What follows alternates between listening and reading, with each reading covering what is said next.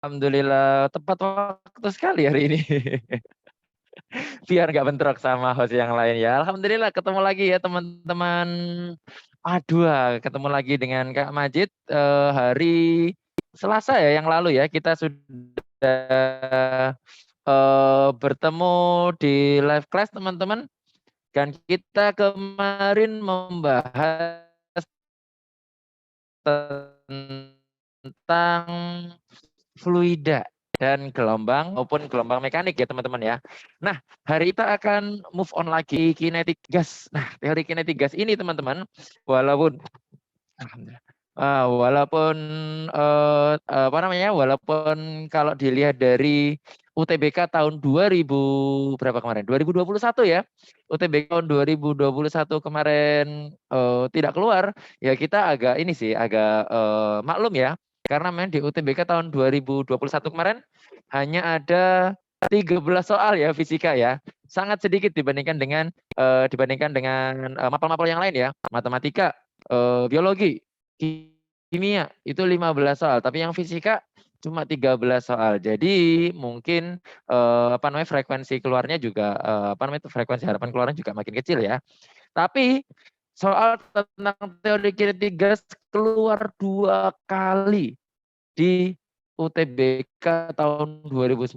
Bahkan nggak hanya di mapel fisika bahkan ya, mapel kimia juga. Ya, jadi kakak dapat salah satu apa gambarnya screenshotan gitu ya, di mana soal ini bisa dijelaskan di fisika juga gitu ya. Nanti grafiknya akan kakak tampilkan ya. Tapi dia nggak masuk di soal-soal di urutannya di fisika, tapi di mapel yang lain gitu ya. Jadi dengan kita menguasai tentang teori kinetik gas teman-teman, kita akan memahami tentang bagaimana dan yang lain gitu ya. Oke, sudah ada sekian banyak orang, jadi kita bisa mulai untuk soal pemanasannya ya. Sudah saya PowerPoint. Oh belum. Oh mantap. Sebentar, sebentar, sebentar. Sebentar. Mana tadi? Ini. Kok nggak bisa ya?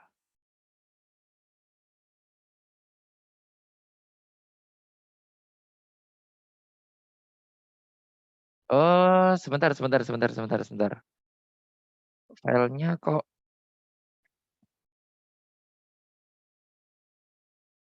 tuh kan? Iya, filenya balik lagi ke format awal. Ya sudahlah. Nggak apa-apa deh. Ini PPT-nya balik ke format awal sebelum kakak tadi ngerjain sepertinya gara-gara tadi mungkin nggak ke-save atau apa ya. Nggak apa lah ya, sedikit mungkin sedikit polos dibandingkan dengan PPT kakak yang lain. Oke, sebentar ya. Oh belum ya. Sip. Seperti biasa teman-teman, kita mulai dengan soal pemanasan. Kita mulai dengan soal pemanasan dulu. Ada 3 soal pemanasan yang harus kalian kerjakan. Coba teman-teman siapin kertasnya dulu. Kemudian nanti dikerjain di kertas. Nanti silakan kirimkan jawabannya di kolom chat. Ya, nanti silakan dikirim ke kolom chat. Kirimkannya private chat kakak. Gitu ya. Kok nggak jalan, kok nggak jalan. Nah, jalan ya. Bismillahirrahmanirrahim. Siap-siap untuk soal pemanasan. 3, 2, 1. Silahkan. Nomornya 1,5 menit. 1 menit aja cukup ya, 1 menit aja cukup ya. Yuk, sudah panas. Suatu ban yang berisi sejumlah gas dijemur di bawah terik matahari akan makin besar volumenya sebab saat dijemur suhu gas makin besar. A, B, C, D, E.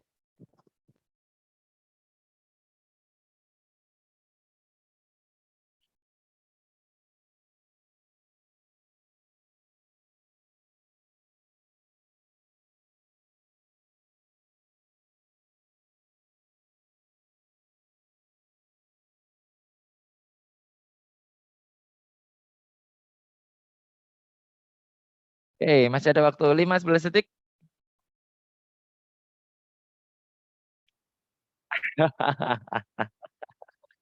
Beda-beda ya. Yang jawab ya nggak apa-apa, nggak apa, nggak apa. Nanti kita bahas. Oh, sudah masuk ya? Oke, 3, 2, 1 sudah ya. Untuk soal nomor 1 cukup. Kita lanjutkan ke soal nomor 2. Yuk, soal nomor 2 yuk. Yuk, soal nomor 2 yuk. Bisa yuk. Oke.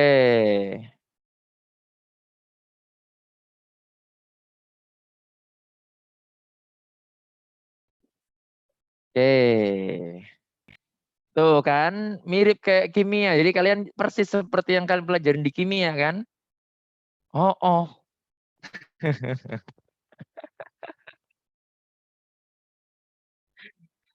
Masih ada waktu 30 detik. Apa? Alhamdulillah. Ini enggak apa-apa nanti dong. Mungkin kalau sudah hafal alhamdulillah.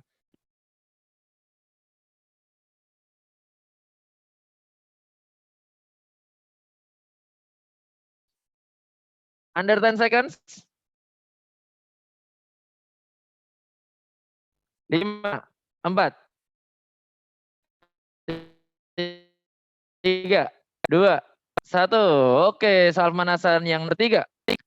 Pada suhu yang sama, energi kinetik gas helium lebih tinggi daripada energi kinetik gas neon sebab pada suhu yang sama kecepatan internet unstable. Iya, sebentar sebentar kakak tethering aja deh, kakak tethering aja.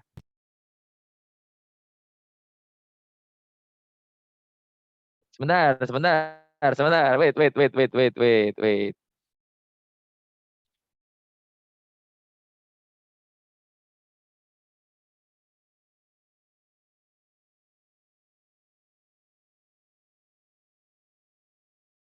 Oke, sepertinya sudah ganti jaringan. Jadi silahkan yang sudah dapat jawabannya silahkan setor jawaban di kolom chat ya. Nomor 1 apa, nomor 2 apa, nomor 3 apa ya.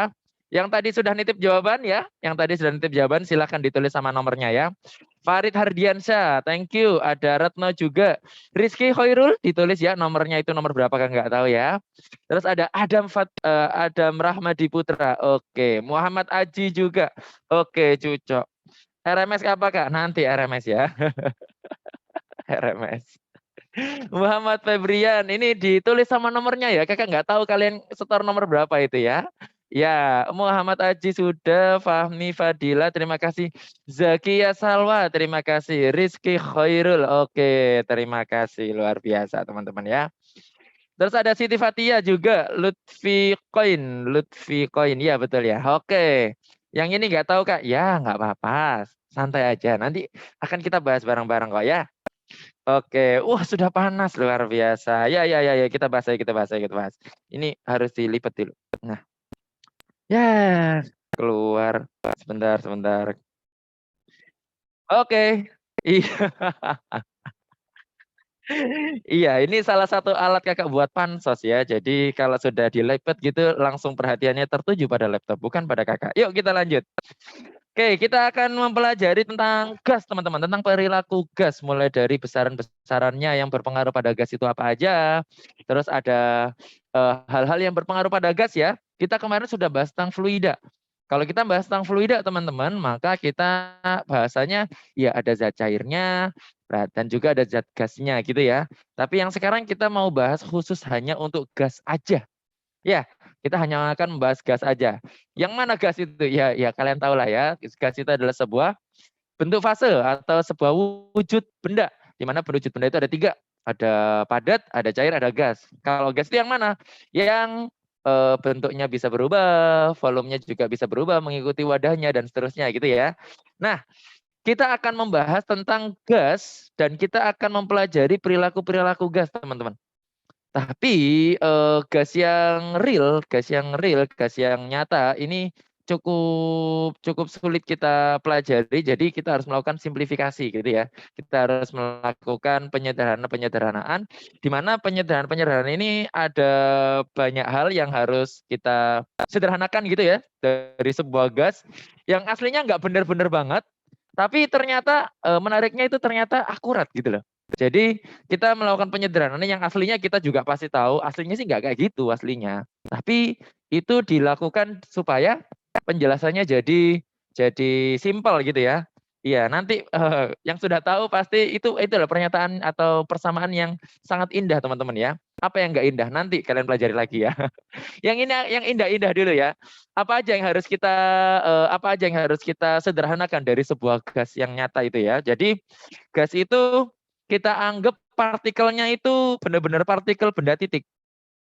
Dia benda titik gitu ya. Jadi dia nggak punya ukuran gitu, dia dianggap tidak punya ukuran.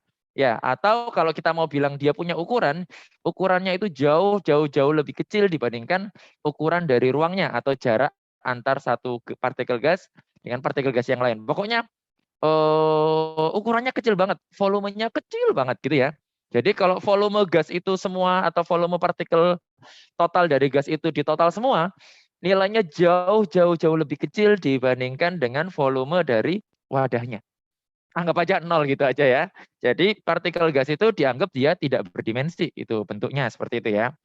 Kemudian kita anggap bahwasanya antar partikel gas ini dia tidak saling berinteraksi satu sama lain kecuali dengan tumbukan. Jadi antara satu partikel dengan partikel yang lain. Ini enggak saling sapa-sapaan gitu ya. Padahal kita tahu benda gas itu punya massa. Kalau dia punya massa, terus ada gas lain punya massa, pasti dong ada gaya gitu ya, namanya gaya tarik, gaya tarik gravitasi, atau seandainya dia punya muatan, berarti dia ada gaya elektrostatis. Tapi ini dianggap nggak berinteraksi satu sama lain. Mereka hanya berinteraksi melalui tumbukan aja. Jadi hanya melalui tumbukan aja, mana selain tahu bukan. Tahu bukan pakai A ya. Kalau bahasa Jawa itu menyatakan sangat itu pakai huruf U gitu ya. Jadi tumbukan kayak gitu ya, tumbukan. Nah, tumbukannya gimana? Tumbukannya itu lenting sempurna. Jadi ketika sebuah partikel berinteraksi bertumbukan dengan partikel yang lain, wah, tumbukannya lenting sempurna. Begitu juga interaksi antara sebuah partikel dengan dinding. Itu juga tumbukannya terjadi tumbukan yang lenting sempurna, tidak ada kehilangan energi kinetik sama sekali. Nah, jadi inilah yang nanti akan kita sebut sebagai gas ideal, teman-teman. Ya, jadi gas ideal ini sebenarnya ya enggak gini-gini banget gitu ya. Gas ideal berarti ada beberapa kriteria, ada beberapa kondisi yang menyebabkan kita bisa menyebut sebuah kondisi gas ini bisa didekati dengan gas ideal kayak gitu ya. Nah, contohnya di sini adalah contohnya gas dalam keadaan panas banget mamanya.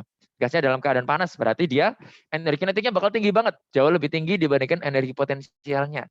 Nah, pada keadaan itulah hukum-hukum tentang teori gas ideal itu berlaku. Tapi pada keadaan yang lain pasti ada banyak sekali faktor-faktor koreksi yang harus kita lakukan kepada gas yang nyata, gitu ya. Nah, besaran-besaran gas tadi itu akan kita tentukan dari besaran-besaran yang bisa kita ukur dulu. Ya, apa aja yang bisa kita ukur teman-teman? Mulai dari suhunya bisa diukur kan ya, pakai termometer. Terus apa lagi? Tekanan ya, pakai barometer. Apalagi volume, bisa juga ya volume ya. Volume juga bisa diukur dari volume wadahnya dan seterusnya. Nah, jadi nanti kita akan melihat hubungan-hubungan antar besaran gas itu dari besaran-besaran yang bisa diukur dulu, yang bisa kita amati dulu. Gitu ya. Nah, ini yang tadi Kakak sebut sebagai besaran-besaran yang bisa diukur, itu berarti bisa kita lihat ya. Itu namanya besaran makro. Makro itu gede, kita orangnya gede, partikel gas itu kecil. Jadi kita bisa melihat gas itu dari besaran-besaran yang bisa kita ukur gitu ya. Tekanannya bisa diukur, volume bisa diukur, suhu bisa diukur. Jadi 3 besaran ini nanti akan kita sebut sebagai besaran-besaran termodinamika. Itu ya. Oke, jadi tekanan, volume, dan suhu itu bisa diukur. Jadi dia disebut sebagai, oh tenang aja, nanti slide-nya dibagi. Tenang aja ya, Aji fokus sama ini ya, fokus sama memperhatikan materi ya. Jadi langsung aja nanti kalau ada materi yang mau ditanyakan, boleh banget. Nanti kakak akan balik ke slide sebelumnya. Tapi kalau SS nanti kakak kasih full semua sama PPT-PPT-nya ya. Oke, kita coba lanjutkan teman-teman. Berarti yang bisa kita amati disebut sebagai besaran makro. Terus ada yang nggak bisa kita amati dong? Oh iya jelas. Contohnya kecepatan. Nah ini kakak tuliskan kecepatan RMS gitu ya. Terus ada energi juga. Kecepatan RMS itu ya berarti kecepatan satu buah partikel gitu ya. Gimana caranya kita ngecek atau kita ngukur kecepatan gas gitu ya. Kita masuk ke dalam gas, terus dihidupkan speedometer, terus kita bergerak bersama dengan gasnya. Kan sulit tuh ya, sulit untuk melihat kecepatan gas yang seperti itu.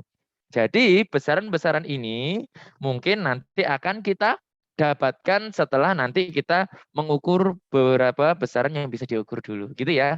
Tapi justru gara-gara ada ini teman-teman, gara-gara ada ini, ada kecepatan, ada energi, timbullah besaran-besaran makro gitu ya. Jadi dari data-data pribadi, data-data satuan dari partikel tadi, partikel 1 itu memiliki kecepatan, partikel 1 punya energi. Terus ada sekian banyak partikel memiliki kecepatan, memiliki energi, memiliki kecepatan, memiliki energi, barulah muncul tekanan, barulah muncul volume, barulah muncul suhu yang bisa kita ukur. Gitu ya. Jadi inilah hubungan antara besaran makro dengan besaran mikro. Nah, kita akan mempelajari gas itu dari besaran makronya dulu. Hubungan antar besaran-besaran makro gitu ya.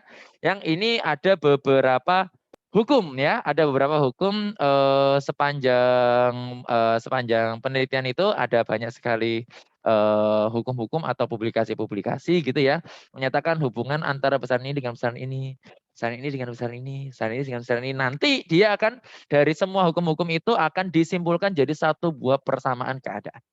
Itu ya. Yang pertama, nah dari Robert Boyle ya, di situ ada tahunnya. Nanti Robert Boyle itu dari negara mana nanti di slide setelahnya ditampilin fotonya ya. Intinya apa kalau dari penelitiannya Robert Boyle? Penelitiannya adalah dengan membandingkan antara tekanan dengan volume.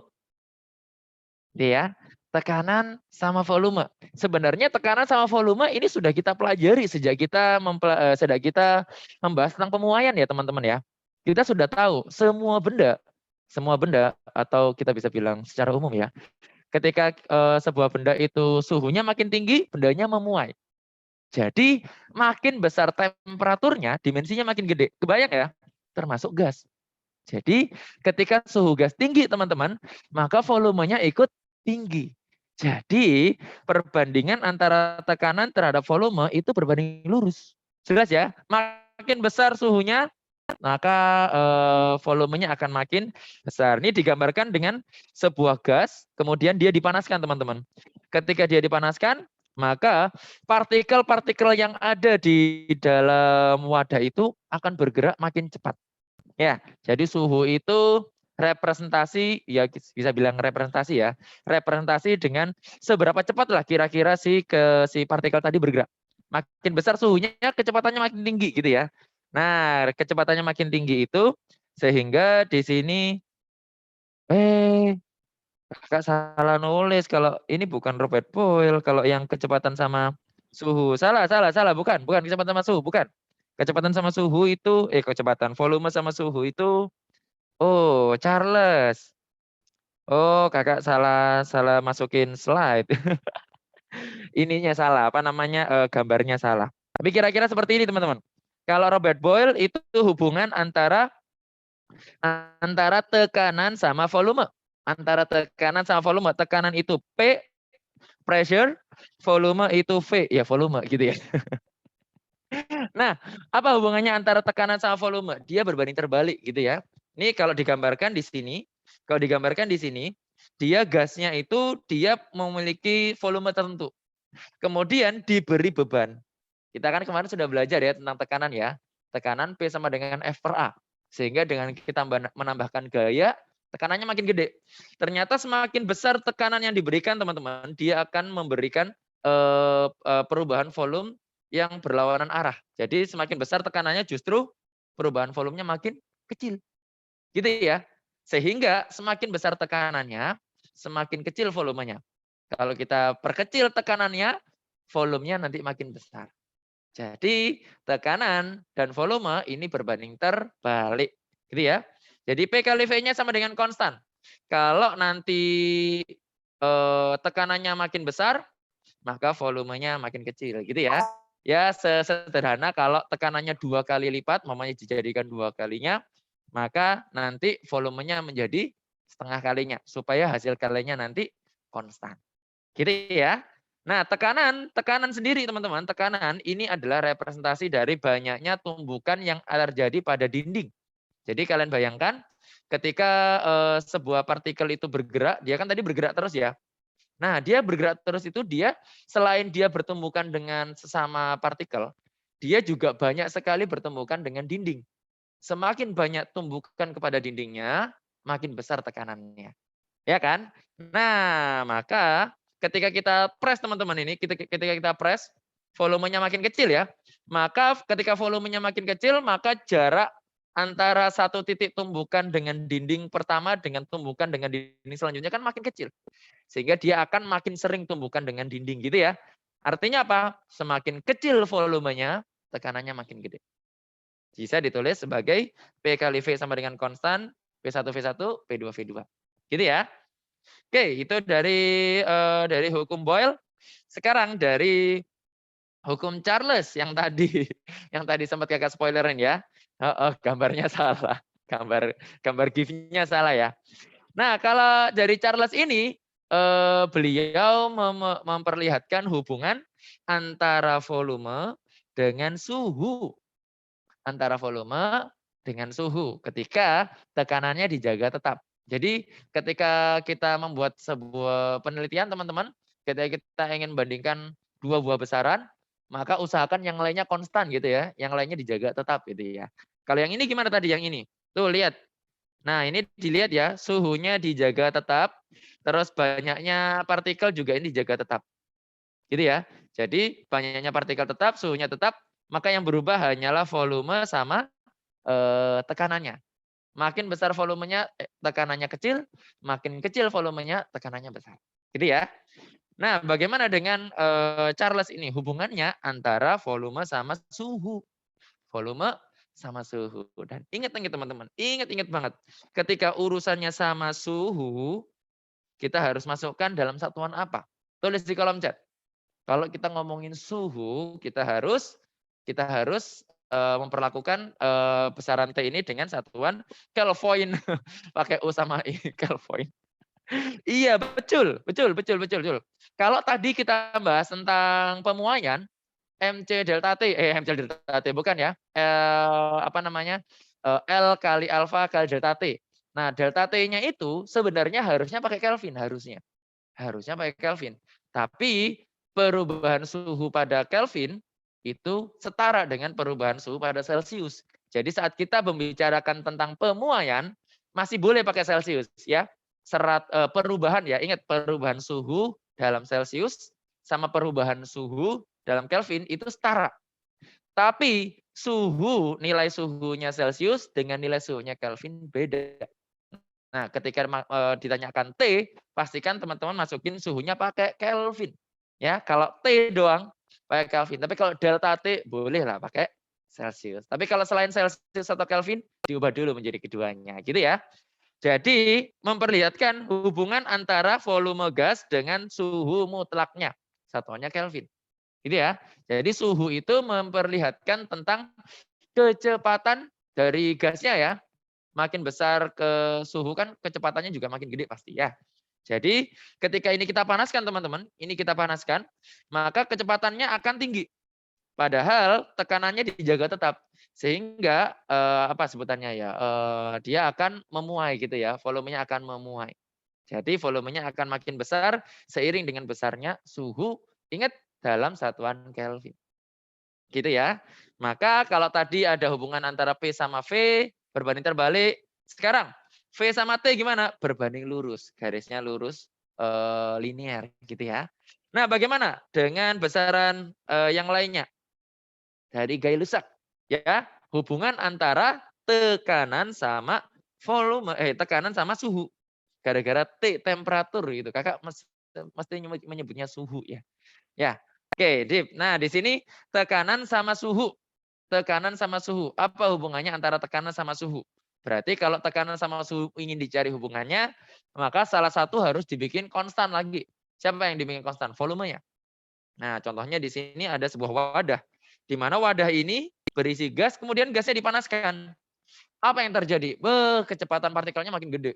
Akibatnya kecepatan partikel makin gede itu, maka dia akan lebih sering nabrak pembatasnya ya, nabrak wadahnya. Akibatnya apa? Semakin dia menabrak wadahnya, tekanan yang terukur akan makin gede. Jadi semakin besar suhu mutlaknya, maka tekanannya akan makin besar juga. Dia berbanding lurus, gitu ya. Nah, kalau teman-teman mau membandingkan besaran awal dengan besaran akhir, nanti tinggal V1 per V2 kayak gitu. T1 per T2, P1 per P2 gitu. Ini kan Kakak tuliskan pakai besaran ini ya yang konstan gini ya. V per T sama dengan V per T. Ini kalau dipindah-pindahin gampang ya. Ini kalau dipindahin tinggal V2 per V1 sama dengan T2 per T1. Tinggal dipindah-pindahin aja gitu ya. Oke, sip. Dari tiga besaran tadi teman-teman hubungan antara tekanan dengan volume, hubungan antara volume dengan suhu, hubungan tekanan dengan suhu, maka disatukan. Kalau disatukan, maka bagaimana? Kita bisa tahu hubungan antara ketiga besaran tadi ketika salah satunya diubah. Contohnya tekanannya tetap, suhunya berubah, tekanannya volume sama suhunya diubah, kita bisa tahu perubahan dari tekanannya. Kayak gitu ya. Nah, itu akan kita dapatkan dari menuliskan ketiga hubungan ini tadi, teman-teman. Ketiga hubungan ini tadi ya. Hubungan antara P sama V, hubungan antara V sama T, hubungan antara P sama T, dan seterusnya. Jadi kalau ada besaran awal dan besaran akhir, kita bisa menuliskan P, V, sama T aja. Tapi seringkali kita disuruh untuk mencari satu nilai besaran ketika besaran-besaran lain diketahui. Nah, dituliskah atau dibentuklah persamaan keadaan gas ideal. Di mana persamaan keadaan gas ideal ini menceritakan tentang berapa besaran dari suatu gas jika keadaannya seperti ini gitu ya. Berapakah volume dari sebuah gas jika suhunya sekian, terus tekanannya sekian gitu ya. Jadi keadaan gasnya bagaimana. Jadi dia akan menggabungkan semua besaran-besaran tadi dalam satu persamaan. Gitu ya. Tertulis di sini P itu adalah tekanan, V volume, N di sini adalah jumlah zatnya ya dalam mol. R ini adalah tetapan gas ideal, di mana R ini nilainya tergantung satuannya gitu ya. Kalian mau bekerja dalam satuan apa? Kalau mau bekerja dalam satuan SI, berarti nanti kita menuliskan energinya dalam joule.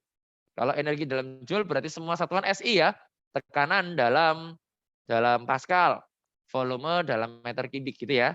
Oke, tapi kalau kalian mau bekerja dalam satuan yang biasanya kalian temui di lab, contohnya tekanannya pakai ATM atau volumenya dalam liter, teman-teman bisa menggunakan satuan-satuannya lagi.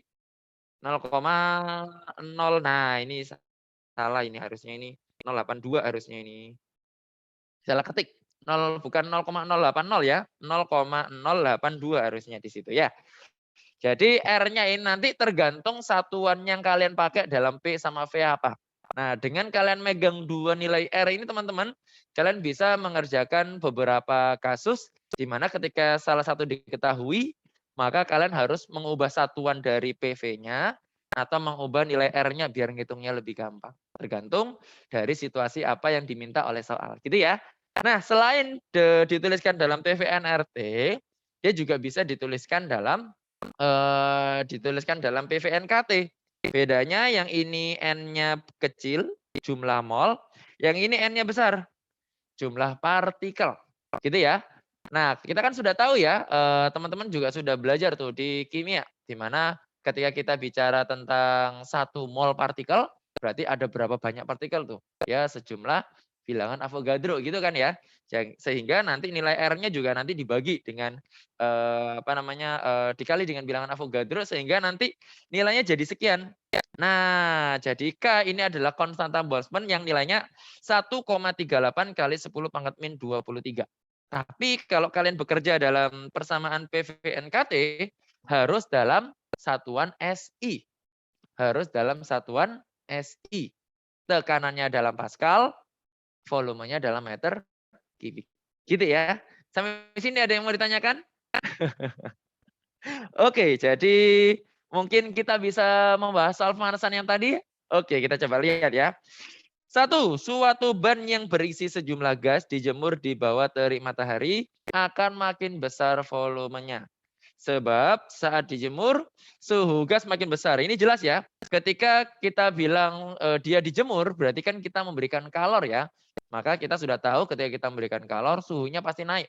Ya, jadi suhunya makin besar. Betul, betul suhunya makin besar. Sebab apa namanya mengakibatkan volumenya mana tadi volumenya makin besar. Betul juga ya. Yang tadi kita bicara tentang pemuaian ya. Kita bicara tentang pemuaian maka nanti ada perubahan volume yang terjadi pada gas tersebut atau pada balon tersebut. Ban ya, bukan balon ya. Pada ban tersebut. Makin besar perubahan suhunya, maka makin besar juga perubahan volumenya. Jadi antara suhu dengan volume dia berbanding lurus. Gitu ya. Maka dua pernyataan ini betul. Maka apakah kedua pernyataan ini merupakan hubungan sebab akibat? Iya, betul. Ya. Kenapa kok volumenya membesar? Ya karena suhunya berubah makin besar. Gitu ya. Jadi dia juga merupakan hubungan sebab akibat. Sehingga soal nomor 1 jawabannya yang A. Betul semua kecuali satu orang. Siapa tadi yang salah? Ayo. Siapa tadi yang salah? Ayo. Muhammad masih belum tepat. Lutfi ternyata belum tepat juga ya Lutfi ya. Fahmi juga. Sisanya betul ya. Ampun Kak.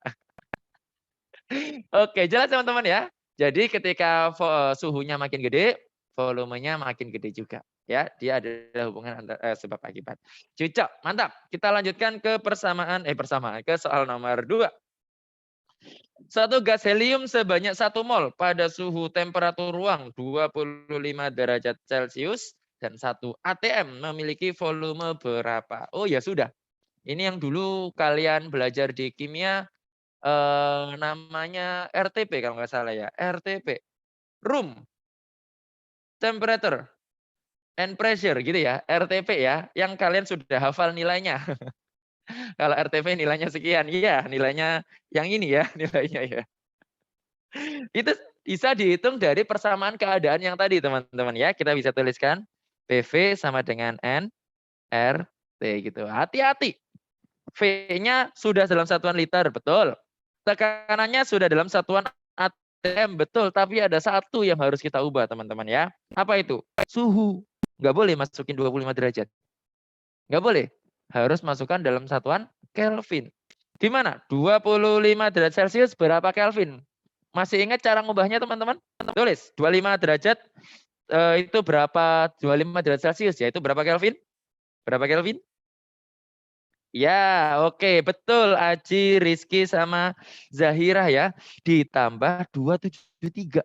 Jadi dari satuan Celcius diubah jadi satuan Kelvin, itu tinggal ditambah aja 273 aja. Jadi suhu yang harus kita masukkan nanti 25 tambah 273 hasilnya 298 gitu ya. Nanti hasilnya dalam Kelvin. Oh, nggak pakai derajat. Nah, kalau Kelvin beda sama satuan-satuan yang lain. Jadi menulisannya bukan 29 derajat 298 derajat Kelvin ya, bukan. Yang pakai derajat itu hanya suhu yang lain. Oh, kebalik. Yang nggak pakai derajat hanya Kelvin. Semua suhu pasti pakai derajat kecuali Kelvin. Kenapa? Karena pada suhu Kelvin itu justru menceritakan tentang kondisi gerakan-gerakan partikel yang ada pada gerakan-gerakan pada partikel itu ya. Saat suhunya rendah, maka partikel akan bergetar lebih kecil, lebih sedikit. Maka pada suhu 0, dia harusnya sudah berhenti bergetar, nggak mungkin minus. Jadi satu-satunya satuan yang nggak mungkin minus pada satuan suhu itu hanya Kelvin aja. Yang lainnya masih bisa 0, makanya yang lainnya itu dituliskan dalam derajat. Kalau Kelvin dia adalah satuan suhu mutlak ya. Karena dia mutlak, dia nggak pakai derajat nulisnya. Jadi 298 Kak, gitu aja ya. Oke, maka dari sini kita bisa masukkan teman-teman. P-nya 1, V-nya kita cari, N-nya. N-nya adalah 1 mol. R-nya berapa tadi R-nya? R-nya ketika kita bekerja dalam satuan liter ATM pakai angka 0,082 kalikan 273 kalikan 298.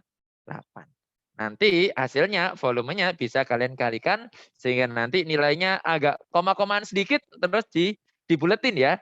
Dibuletin jadi 24,4. Kalau nggak salah tadi kakak ngitung tadi 24,386 kalau nggak salah tadi ya. Tadi kakak hitung terus kakak buletin ya. Ya kayak gitu ya. Sampai sini ada yang mau ditanyakan teman-teman? Jelas ya? Ya, jadi oh ini ada pertanyaan ini tadi.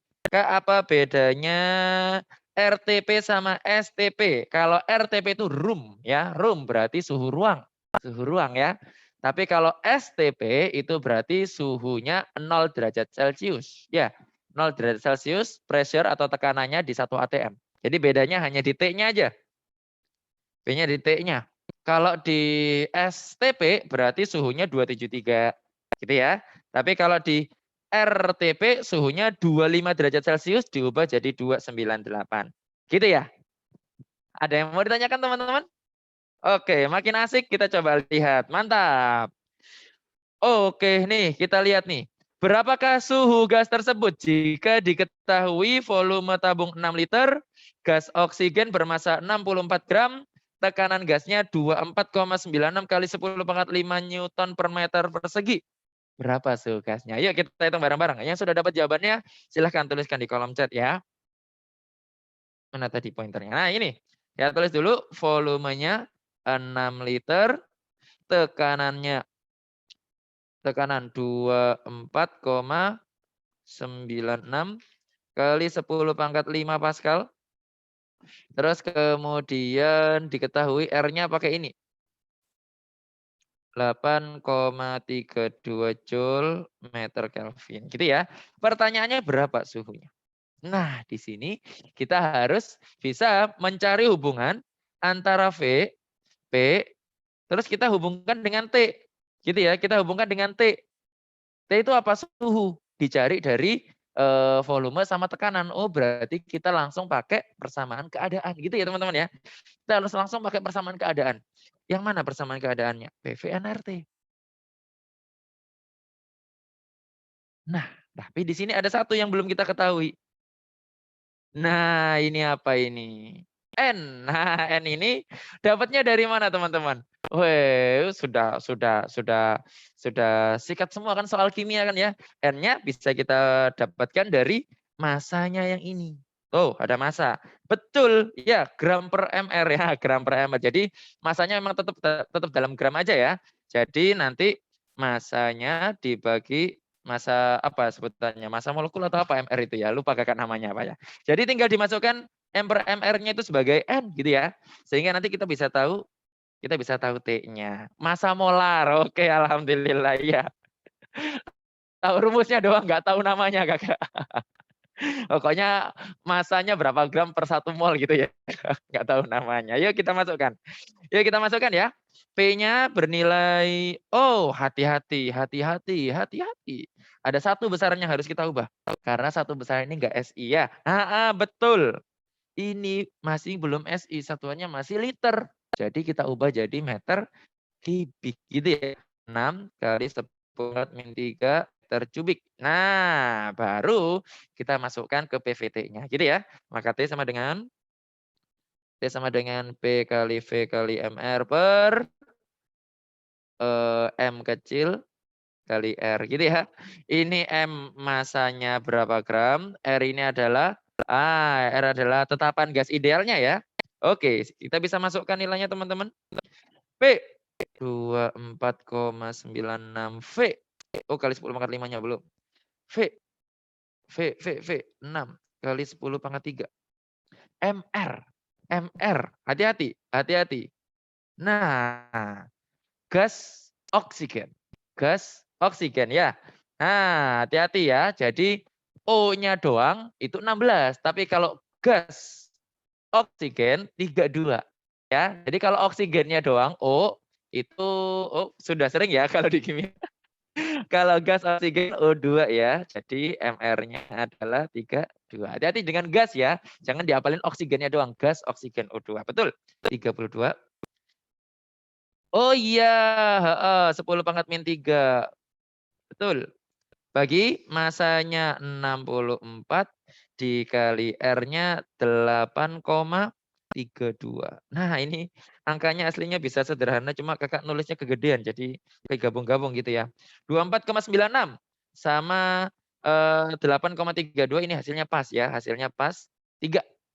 Oke, kemudian 64 sama 32-nya bisa langsung kita bagi, ini hasilnya 2.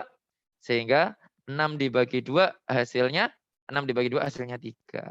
Jadi berapa tuh? 3 kali 3 hasilnya 9, 10 pangkat 5 kali 10 pangkat min 3, 10 pangkat 2 atau 900. Jawabannya yang iya, Fahmi kegocek. 900 ini masih dalam satuan Kelvin, Fahmi ya. Ya, itu masih dalam satuan Kelvin ya. Jadi kalau yang ditanyakan dalam Celsius dikurangi 273. Itu ya. Kalau dikurangi 273 jadinya 627 derajat Celsius. Ya, kegocek semuanya, alhamdulillah. Untung kegoceknya di live class, gak di UTBK gitu ya. Iya, jawabannya yang A ya. Jadi ketika didapetin teman-teman, jawabannya itu dalam satuan Kelvin suhunya. Jelas ya teman-teman ya? Iya, alhamdulillah. Mantap ya. Yuk kita coba lanjutkan. Ada soal lagi kah? Oke, ini adalah soalnya ya teman-teman ya. Sebuah silinder yang volumenya 3 liter berisi gas oksigen pada tekanan 1,38 atm. Jika gas dianggap ideal dan suhunya 27 derajat Celcius, berapa jumlah partikel? Nah, ketika kita ketemu dengan ini teman-teman, berarti persamaannya pakai satunya lagi ya, persamaan keadaannya ya. PV, N, K. Nah, ketika kita masukkan ke persamaan ini teman-teman, pastikan semua satuannya dalam satuan SI. Ya, semua satuannya harus dalam SI. Yuk kita ubah dulu satuannya. Ini 3 liter, jadiin 3 kali 10 pangkat min 3 gitu ya. 1,38 nih diubah juga nih. 1,38 atm diubah jadi 1,38 kali 10 pangkat 10 pangkat 5. Gitu ya. Suhunya ini wajib ini wajib banget nih ya.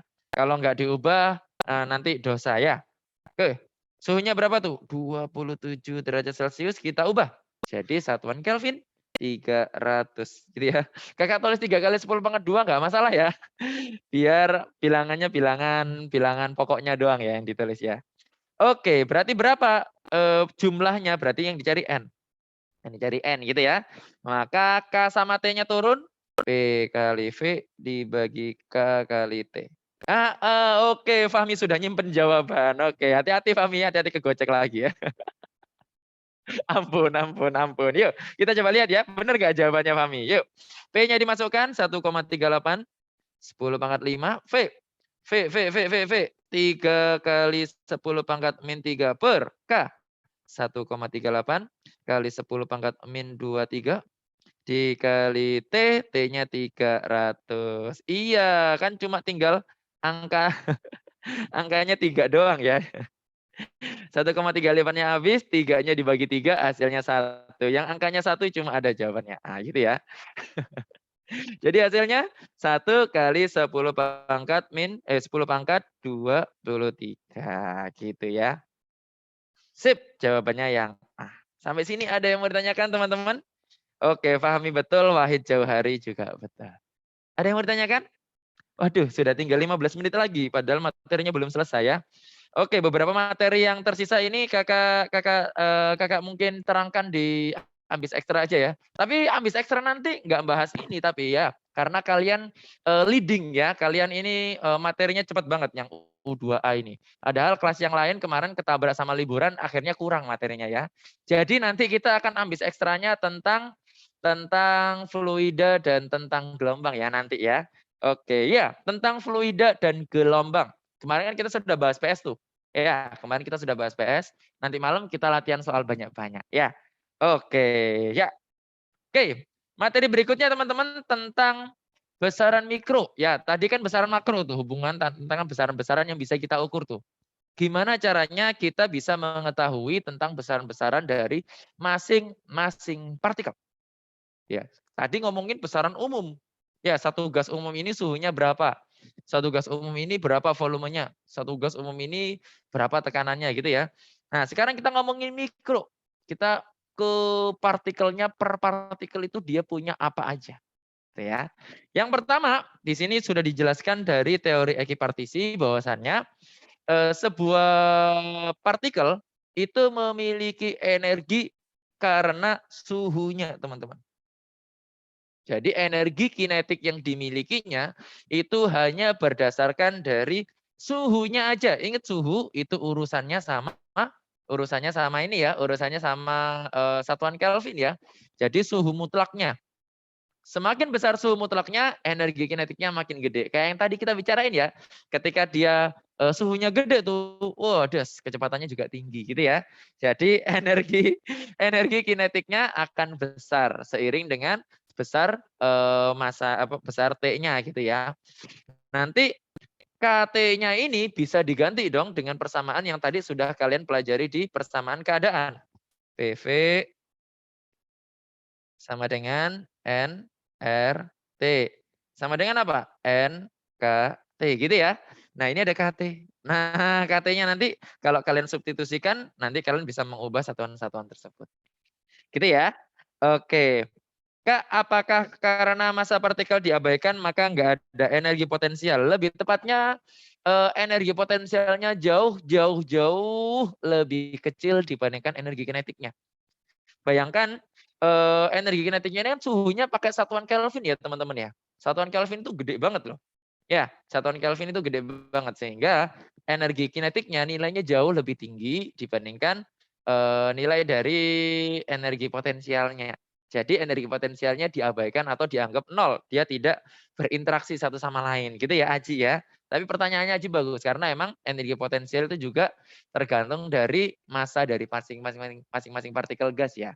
Iya betul. Jadi energi potensialnya pada gas ideal ini nilainya jauh lebih kecil dibandingkan energi kinetiknya. Gitu ya. Nah dari energi kinetik ini teman-teman lihat energi kinetik ini hanya berdasarkan suhunya saja. Hanya berdasarkan suhunya saja. Nah kalau dia suhunya sama, maka energi kinetiknya sama. Kalau suhunya makin gede, energi kinetik makin gede. Nah kalian sudah tahu energi kinetik itu rumusnya setengah mv kuadrat ya. Jadi setengah mv kuadrat sama dengan 3/2 KT gitu ya. Nah ini bisa kalian sederhanakan. Coret-coret, coret-coret. Nah nanti M-nya turun ke bawah, V-nya di akar. Jadi V sama dengan akar 3 KT per M. Ini yang kakak tulisin di sini. Nah, 3 itu tetapan gas. Nah, ini Muhammad Aji nih. Wah, ini sudah duluan aja ini. Ini kimianya pasti jago nih. 3 di sini itu sebenarnya melambangkan tentang besaran derajat kebebasan ya. Derajat kebebasan karena kakak menggambarkan ini, hanya menggambarkan lihat gambarnya ini. Dia ada sebuah gas yang bergerak pada ruang 3 dimensi. Jadi dia bergerak pada ruangan 3 dimensi di sumbu X, sumbu Y, sumbu Z. Aslinya sih teori ekipartisi bilang setengah KT EK sama dengan setengah KT kan per derajat kebebasannya. Per derajat kebebasannya gitu ya. Nah, kalau dia cuma bergerak pada 3 sumbu ini, berarti dia memiliki 3/2 KT gitu ya. Nah, nanti dia energi atau derajat kebebasannya akan makin besar seiring dengan makin kompleks dari bentuknya ya. Kalau dia monoatomik, nah berarti dia cuma bisa bergerak di 3 sumbu tadi. Tapi kalau dia diatomik, dia akan bisa bergerak seperti monoatomik, dia geraknya bareng-bareng. Atau dia bergerak saling satu sama lain. Gitu ya. Dia saling menjikat, saling menjauh, atau bahkan saling muter. Gitu ya teman-teman ya. Ini nanti akan kakak tuliskan nanti derajat kebebasannya Aji. Tenang aja ya. Yang penting teman-teman ketika kita membicarakan tentang energi ekipartisi itu hubungannya dengan suhu. Ya, kalau kecepatan RMS ini adalah dia selain berbanding dengan suhu, dia juga berbanding terbalik dengan massa. Gitu ya. Nanti angka 3-nya ini mengikuti bentuk dari molekulnya gitu ya. Bisa dia monoatomik atau diatomik di suhu rendah, diatomik di suhu menengah, atau diatomik di suhu tinggi. Loh, ternyata belum kakak colokin. Sebentar. Sebentar.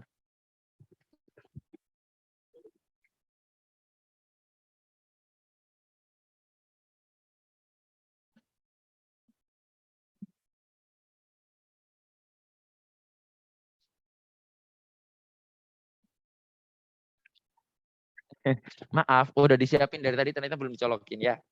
Oke, sampai saat ini ada yang mau ditanyakan teman-teman? Intinya adalah kalau dia energi kinetik hubungannya sama suhu, kalau kecepatan RMS, dia selain berhubungan dengan suhu, dia berbanding terbalik dengan massa gitu ya. Berarti kalau massanya gede banget, dia bakal berat, gerakannya males gitu ya. Ya semakin besar tingkat kemagerannya, sehingga dia akan bergerak dengan kecepatan yang lebih kecil. Tapi energinya gede, energinya sama kalau suhunya sama. Gitu ya.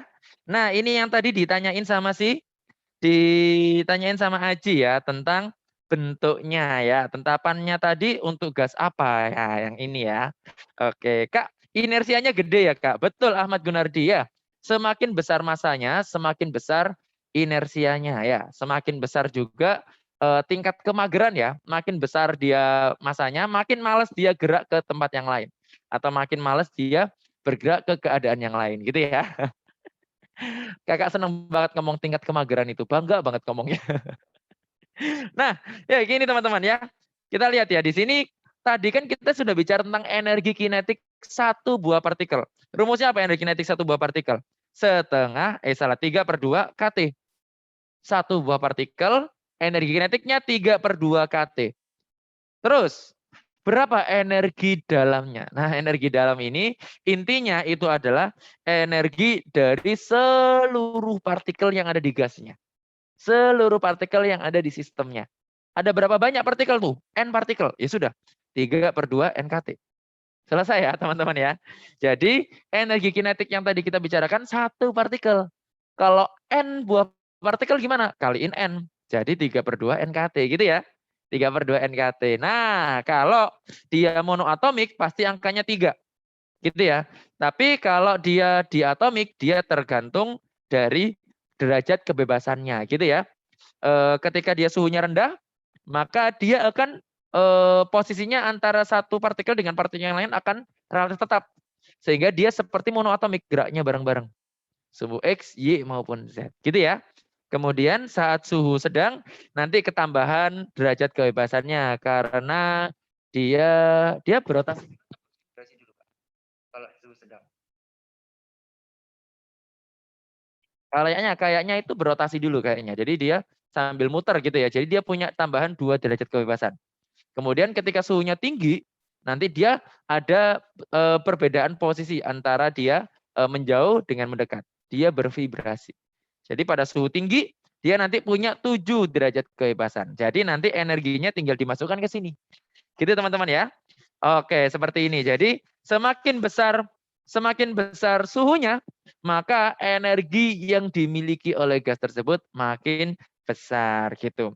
Kak, caranya bedain monoatomik sama diatomik gimana? Oh, monoatomik sama diatomik itu hanya langsung bisa dilihat dari molekulnya aja. Kalau monoatomik berarti satu partikel doang. Gitu ya. Contohnya kayak helium. Terus apa lagi? Neon ya. Helium, neon, apalagi itu. Pokoknya gas-gas mulia itu ya.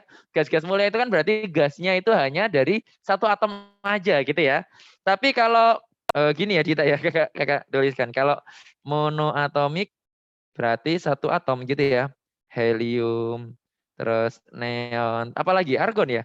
Enggak hafal kakak ini yang 8A. Tapi kalau yang diatomik berarti dia ada 2 atom ya dalam satu molekul ya. O2, N2 dan seterusnya gitu ya. Nah itu ditulis komplit banget sama Wahid ya. Nggak hafal saya. Ya jadi antara helium, neon, argon tadi itu dia satu atomik, monoatomik. Karena monoatomik nilainya pasti 3 doang. Karena dia hanya bisa bergerak di sumbu X, Y, Z doang. Tapi kalau di atomik tergantung dia pada keadaan apa? Pada keadaan rendahkah, pada keadaan menengahkah, atau pada keadaan tinggi gitu ya. Nah ini ada pertanyaan nih. Kak, batas tinggi, rendah, sama sedang itu apa? Nah ini pertanyaannya Naswa ini. Naswa Egi ya, harus komplit. Kalau ngomongin Naswa harus komplit. Naswa Egi. Nah apa batasnya? Ini tergantung dari bahannya atau tergantung dari senyawanya Egi Naswa ya.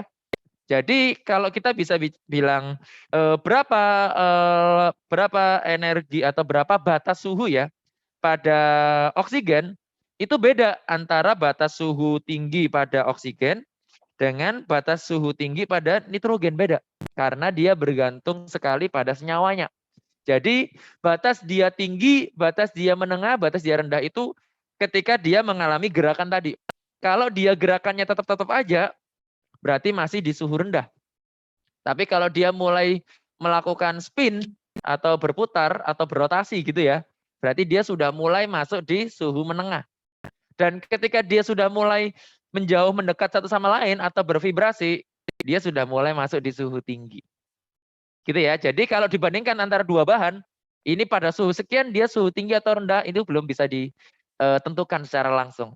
Tapi kalau satu benda atau satu zat itu bisa kita bandingkan, gitu ya. Berarti kalau energi dalamnya F tergantung mono atau diatomik. Iya betul. Kak, monoatomik udah pasti gas mulia. Iya. Kita kan membicarakan tentang gas ya. Maka satu-satunya gas yang terdiri hanya dari satu atom hanya gas mulia aja. Ya, golongan 8A gitu ya. Kak, partikel monoatomik tidak dipengaruhi suhu ya Kak. Derajat kebebasannya konstan di tiap suhu. Itu kenapa Kak? Karena kalau monoatomik dia tidak bisa bergerak relatif terhadap dirinya sendiri kan. Bedakan sama tadi diatomik. Diatomik itu dia bisa muter. Tuh, dia bisa muter gini ya. Dia bisa muter. Atau dia berputar seperti ini. Atau dia berputar seperti ini. Tuh, jadi dia bisa muter-muter teman-teman antar dua partikel ini. Tapi kalau monoatomik nggak bisa. Ya kan dia kan tidak berdimensi ya teman-teman ya. Jadi dia cuma bisa bergerak depan belakang, atas bawah, kanan kiri. Jadi mau berapapun suhunya monoatomik tetap 3 derajat kebebasannya. Gitu ya. Oke, luar biasa pertanyaannya banyak banget ya. Oke, sampai sini ada yang mau ditanyakan teman-teman? Oh, sudah tinggal dikit aja waktunya ya. Adalah belum latihan soal ya. Oke, adalah soal? Oke, ini soal nih. Yuk kita coba lihat soalnya. Suatu gas ideal pada suhu 127 derajat Celcius memiliki kecepatan RMS. Oh iya, RMS tadi belum kakak jelasin ya. Tadi ada yang tanya RMS apa? RMS singkatannya apa? RMS. Root mean square. Jadi karena ini bahasa Inggris teman-teman, intinya itu di belakang. Jadi kita harus ngerjainnya dari belakang. Gimana ini? Square dikuadratin, min di rata-rata, root di akar. Gitu ya. Jadi seandainya ada beberapa gas, umpamanya ada 5 gas nih, ada 5 gas. V1, V2, V3, V4, V5 gitu ya. Maka root mean square-nya berapa? Maka lakukan square dulu. Lakukan square dulu. Square itu apa? Dikuadratin gitu ya. Dikuadratin. Dikuadratin gitu ya. Kemudian di min. Min itu apa? Dirata-ratakan. Ini ditambah semua dibagi jumlahnya. Nanti setelah dapat, kemudian di akar. Itulah kecepatan RMS yang menyatakan tentang kecepatan pada suatu populasi gas gitu ya. Jadi di dalam gas itu teman-teman ada yang dia kencang banget gerakannya, ada yang dia pelan. Nah, utamanya atau puncaknya ini di kecepatan RMS, kira-kira kayak gitu. Yang paling banyak populasinya itu kecepatannya sekian. Itu kira-kira kecepatan RMS itu. Gitu ya. Nah, sekarang kita bilang nih, di sini pada suhu sekian, 127 derajat Celcius, kecepatan RMS-nya V. Agar kecepatan RMS-nya jadi 2V, suhu gas perlu dinaikkan menjadi berapa? Yuk kita coba kerjakan. Apa tadi hubungan antara kecepatan RMS dengan suhu? V RMS sama dengan akar 3 kT per M ya. Oh, jadi V-nya itu berbanding dengan akar suhu. Ya, akar suhu. Maka kita bisa menuliskan dong V kuadrat itu sebanding dengan suhu. Jadi V2 kuadrat per V1 kuadrat akan sama dengan T2 per T1. Yuk kita masukkan. Di sini belum diubah nih. T1-nya masih 127 derajat Celcius. Diubah dulu. Diubah dulu ya. Jadi berapa tuh? Jadi tambahkan 273 berarti 400. 400 Kelvin gitu ya. Maka kita tuliskan V2-nya jadi berapa nih V2-nya? 2V. Berarti ini dikuadratin ya. 2V dibagi V dikuadratin akan sama dengan T2 dicari per T1. T1 bernilai berapa tadi? 400 Kelvin. Gini ya. Nah, maka V-nya bisa kita coret V-nya bisa kita coret, kemudian kita kuadratkan. 2 dikuadratin 4. Berarti 4 kali 400, berarti T2-nya sama dengan 1600. Hasilnya dalam Kelvin. Gitu ya teman-teman ya. Jadi ketika dia ingin V-nya jadi 2 kalinya, suhunya harus menjadi 1600 Kelvin. Jawabannya yang mana? Jawabannya yang mana? Hati-hati dengan pertanyaannya. Gas perlu dinaikkan menjadi berapa gitu ya. Jadi ini adalah pertanyaannya, tapi satuannya masih pakai Kelvin. Ya, sedangkan diminta pakai Celcius. Iya, jawabannya yang C. Jadi dikurangi 273 ya. Kurangi 273 jadi 1327 derajat Celcius. Nah, ini untung pertanyaannya adalah dinaikkan menjadi. Tapi kalau pertanyaannya diganti, dinaikkan sebesar. Jawabannya berapa kalau dinaikkan sebesar, teman-teman? Jadi ini harus dilihat ujungnya ya. Dilihat menjadi atau dilihat berubah menjadi atau berubah sebesar gitu ya. Contohnya ini tadi. Nih, tadi awalnya 400. Sekarang kita ubah sehingga suhunya jadi 1600 Kelvin gitu ya. Maka ini adalah suhu akhirnya. Perubahan suhunya berapa? Dari 400 ke 1600. Oh, berarti harus diubah sebesar 1200 Kelvin. Atau 1200 derajat Celcius juga sama kan? Perubahan suhu sama ya. Jadi kalau perubahan berubah sebesar berarti selisih. Tapi kalau berubah menjadi hasil akhirnya. Kak, 273-nya dari mana, Kak? Loh, 273 itu memang berubahnya dari Kelvin menjadi Celcius gitu, Konita ya. Oh, oh, belum selesai ya. Oh, belum selesai. Ini mana tadi ya? Soal pemanasannya tadi kok nggak Kakak tampilin ya? Oh iya, ini tadi balik teman-teman ini. Jadi Kakak sepertinya tadi salah nge-save sehingga pas waktu di back itu down save atau gimana Kakak nggak tahu ya. Di sini soal nomor 3 ini belum dijawab ya tadi ya. Pada suhu yang sama, energi kinetik gas helium lebih tinggi daripada energi gas neon. Betul apa salah? Pernyataan 1. Pada suhunya sama, T-nya helium sama dengan T-nya neon gitu ya.